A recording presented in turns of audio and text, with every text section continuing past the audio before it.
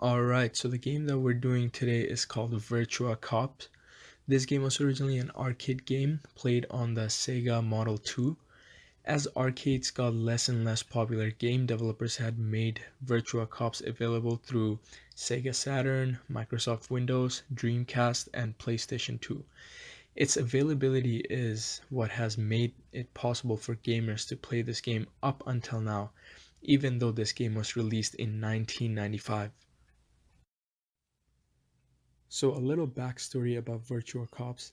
In this game, you are a detective, and in your department, another detective has uncovered an illegal gun running operation and traces it back to a powerful crime syndicate named EVIL Incorporation. He compiles a large amount of evidence and is ready to take them down, but right before that, he is discovered and assassinated.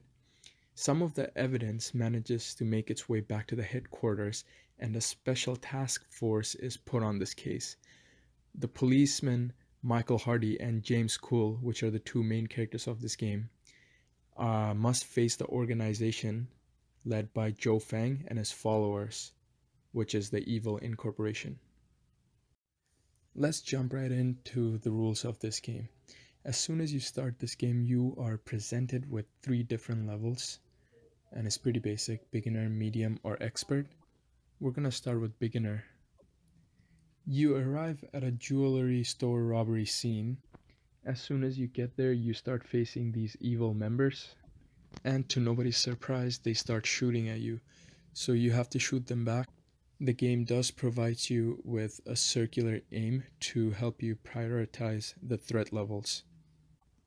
This being a game from 1995, as you can imagine, it didn't have a lot of actions for you to take. All you can do is shoot and reload. So they did the best that they could with the options that they had. For example, you can shoot to kill, but you do have the option to take what's called a justice shot, where you hit the enemy anywhere but the head and it will disarm them instead of killing them. Those shots do give you more points. You can also shoot barrels, which explode upon impact. You can also shoot cars, the wheels of this car specifically, to derail them. You can also shoot different items throughout the game to find hidden weapons inside them, like a big box or a garbage bin. To make your mission a little harder, they did add civilians in the game, which you are not allowed to shoot. You start the game off with 4 lives. Every time you get shoot, you lose a life. Every time you shoot a civilian, you also lose a life. Lose all 4, and you lost a credit. You initially have 5 credits to finish the entire game, and that includes all 3 levels of the game. So why is Virtua Cop an exemplary model of its genre? There are many reasons. The first being the protagonist is shooting both the antagonist and inanimate objects. Second, it's an action-themed game. Third, Virtua Cop features on-rail movement. It gives the player only control over aiming, and other movements are determined by the game. As we have learned from Pierre-Alexandre Garneau, the beauty aspect of a game requires the most effort.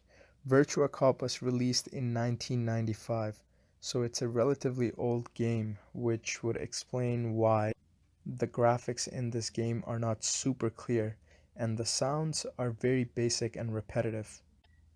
Since Virtua Cop was originally an arcade game, it lacks the good narrative most games have nowadays. When you begin the game, it doesn't go through the whole plot story. You press the start, you choose a level of difficulty, and you start playing.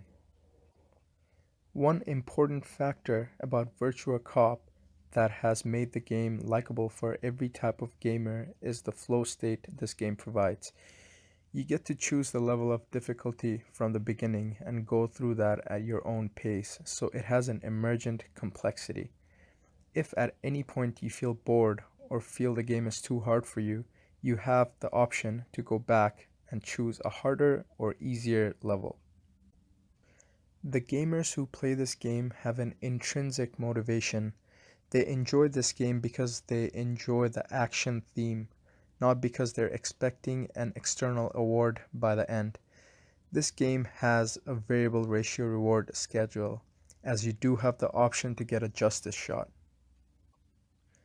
The agency provided by the Virtua Cop game is a reasonable amount, in the way that by hitting a civilian you lose 1 out of 5 lives you get. Another example of high agency we witness is in whatever level of difficulty you choose to play in, while going through the game, it offers you two routes to continue playing in, and your decision will result in different endings. One of the reasons why this game has been successful is its ability to connect with a variety of gamers.